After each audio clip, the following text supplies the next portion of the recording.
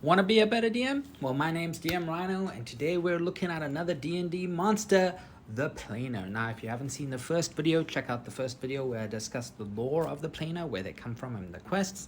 We're going to look at our stat sheet and how to use it in D&D if you want to. So, first of all, they are a large celestial, they're classified as an angel, and they are lawfully good. AC of 19 with plus 10 in initiative, with a health of 262. He's a beefy boy, with movement speed of 20 feet and a flying speed or a hover of 120 feet. Now, they are resistant to radiant, makes sense, with the immunities to charmed, exhaustion, and frightened, and they have true sight of 120 feet. They can speak all languages, just says they're all, and telepathy, I always struggle. Telepathy of 120 feet. And they are a CR 16 creature, so they're up there. Again, you wouldn't use them.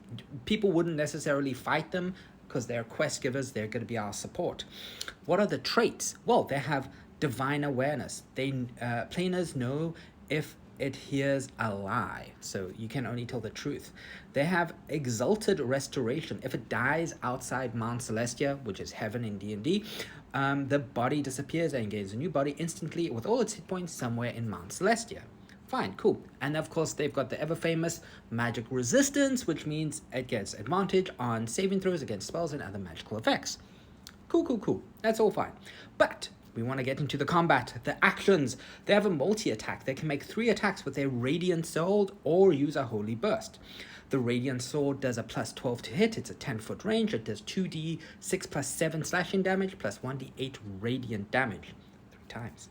Then we've got Holy Burst. It's a dexterity saving throw.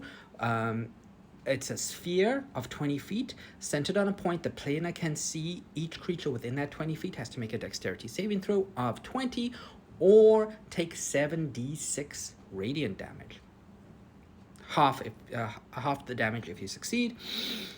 Of course, they're spellcasters too, because why not? And they use their charisma modifier, which is a DC save of 12. But what can they do as a spellcaster? Detect good and evil, commune, control weather, dispel good and evil, and raise the dead. Yes. And then bonus action, twice per day, divine aid, cure wounds, invisibility, less restoration, and remove curse. So again, what would we use these for? Maybe in a big boss battle as a support, but you don't want to play as a character as a DM. You want to have your players characters. You want to control it. So definitely a support.